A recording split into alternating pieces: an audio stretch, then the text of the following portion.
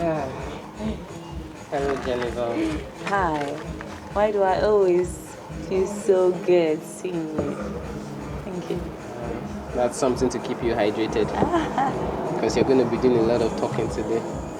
Of course. How can I forget that? Oh, So how's the day? it was good. Oh, looking beautiful. Thank you. Oh, I did not expect that, but thank you. So what do you have for me today? I have Lucas for you today. Oh boy. Oh I have to be boy. straightforward because, well, I myself cannot wait to get this chapter over with. Wow. Yes. Okay. The dumb guy. A drink to that. Yeah, drink to that.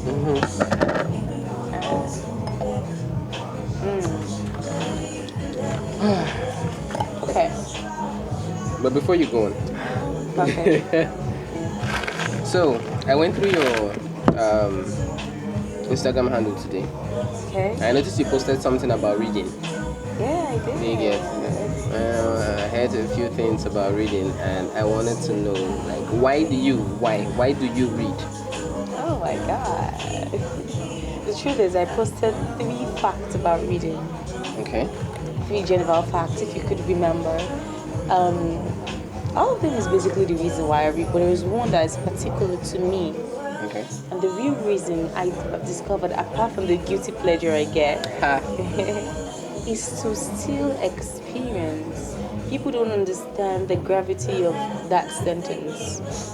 The truth is something that you could have used 10 years to learn.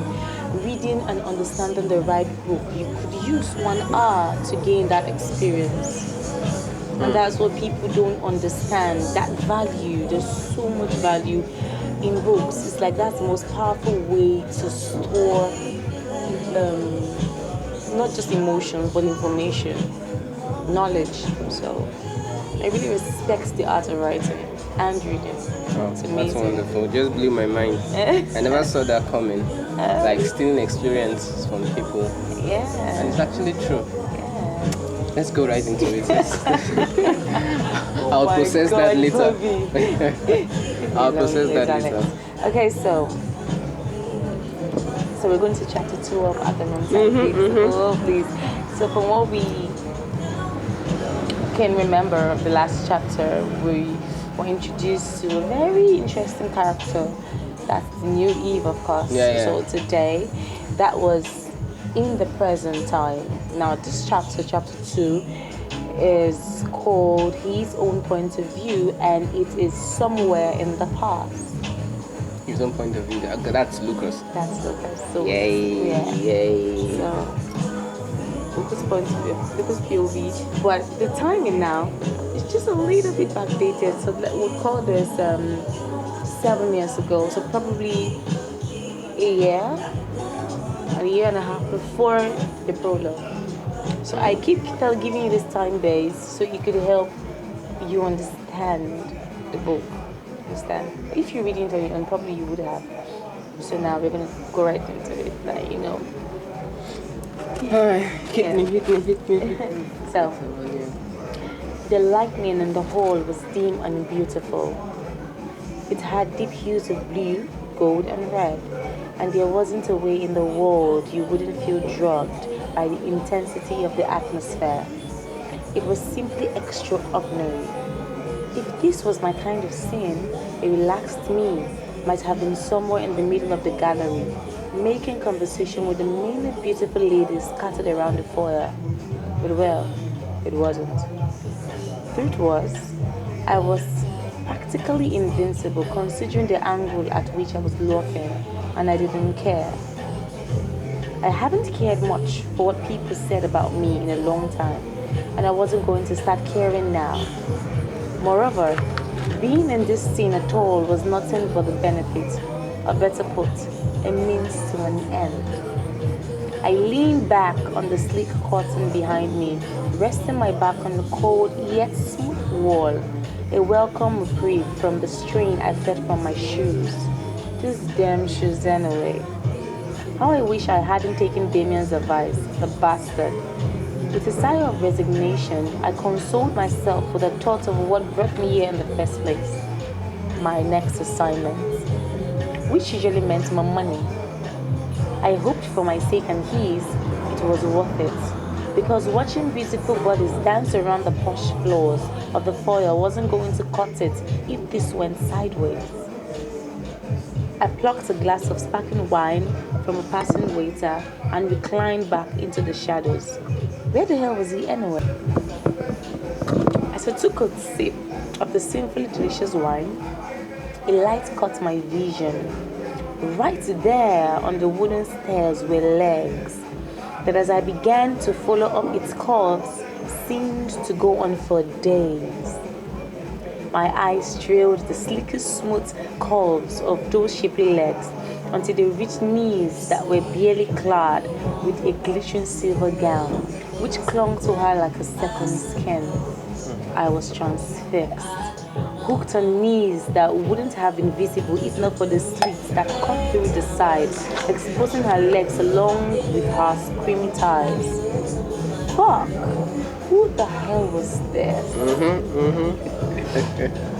My eyes continued its curious exploration as it trailed across her creamy thighs, up the curl of her hip, the tightness of her belly, her luscious breast, her bare shoulders, the curve of her neck, and then finally her face. This was the part that got me. This part, besides other sumptuous parts of her, was the part that had me reeling back in recognition. How long was it exactly? 8, 7 years? But God, she looked a million times sweeter than the tabloid said, than her picture showed. Damn, even more than what God intended for her, I was sure. She began her slow walk down the stairs, capturing every human attention as she did. The way she carried herself, the way she moved with so much poise and innocence was blinding. There was no one in the room that didn't pause to breathe her in. She was magnificent, affluent, flawless, perfect, and way out of my league. She was too pure to ruin, and even if she was available for spoiling, I wasn't going to be the one to do it. I couldn't be. There was just something about her, something that brought out the sinister part of me. I couldn't just place my fingers on it. Right from when we were kids, if Damien didn't appear soon, I might end up doing something relatively stupid. I tried taking my eyes away from her for a second to search for him. I really tried, but I just couldn't. No one could. This kind of attraction wasn't good for business, which was why she was never going to be a job. She glided down the stairs, her eyes down, shoulders high, fingers gripping the banister so tightly her knuckles turned white. This was the only indication of how nervous she really was.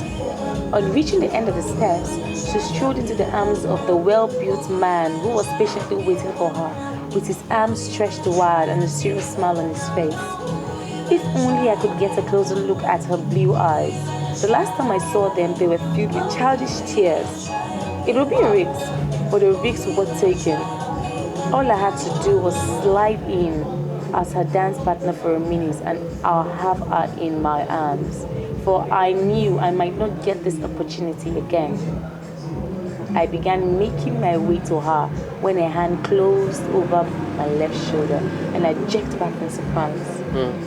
Why so jumpy, Lucas? I heard an annoying voice ask. Ignoring the question, I turned to him. Where the fuck is Damien? He keeps me waking out here for almost... Everybody knows you hate being kept on hold, he cut in. More like being bored to death, I countered, then turned to fully face him. Why isn't he here? I asked with a growl. I was surprised Damien had sent Jude to deliver a package as important as this. Jude was just an upcoming gigolo who still had a lot to learn. Whatever Damon was playing at was going to earn him a tongue lashing and a few blows. He probably had some stuff to attend to. Why don't you just call him up yourself and stop? Jude almost choked on his words when he saw me taking a menacing step towards him, making my intention known with a flip of my blazer, which revealed a clock 17 resting between my midriff. The corners of his eye caught the weapon and widened. I don't have a damn idea where he is, he rephrased. How could I know, man? I'm only the messenger, he added, instinctively taking a step back. I paused at his words. Then after a second, I retreated, relaxed back on the wall, and took a sip of my champagne before asking,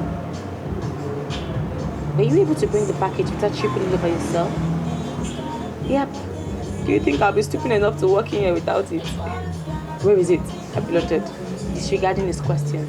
Seems you're not big on trust, he muttered, an unreadable expression on his face. I wonder how you got in bed with these guys, he added lowly.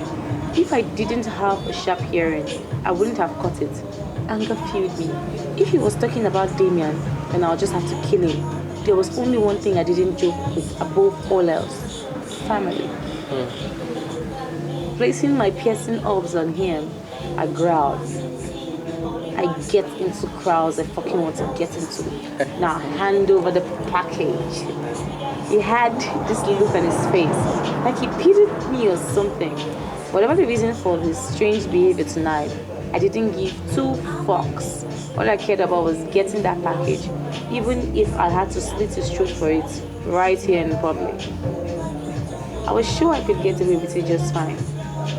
Here, he said, handing me the package. I took it from him and tugged it beneath my tux. Maybe I should still slit his throat for wasting my time. It would definitely give me immense pleasure. And draw attention to you. Well, that last bit was what I didn't want right now. I watched him watch me for a minute before turning away and disappearing into the crowd. After I was sure he was gone, I looked around for her and spotted her right in the middle of the floor, nestled between the arms of her father. I clenched my fingers together. It was such a shame that she would never see me. She and the world needed to keep believing Antonio was dead. As I made my way out the back door and into the quiet alley, I couldn't help but wonder why the hell Damien had set up the meeting if he wasn't going to show, conveniently excluding the fact that Evelyn was going to be there.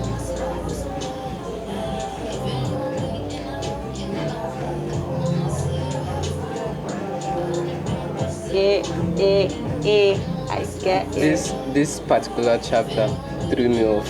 Yep. I won't lie to you, like I almost do not have any question to ask. But the thing I picked is looking at her and saying, this cannot be a job. Like, seriously, is that what he does? Is that his work? The scouts for rich, young, classy. Something like that. Wow. Yeah, he's a gigolo. I know, I figured it. You even said it in the book. Yeah. That's crazy. So now that begs a question. What the hell was he doing in the prologue? That's a very good question. Yeah. I was almost going to say something similar because knowing Eve in chapter 1, having a shade of her personality in the prologue, and now meeting Lucas, like right before the prologue. Yes, right before the prologue. So now it's like, okay, but I thought this guy said he wasn't going to be a job. What is it doing in prologue right now? It looks like he's doing a job. But then, what the heck is going on here? Wow. And then you get confused.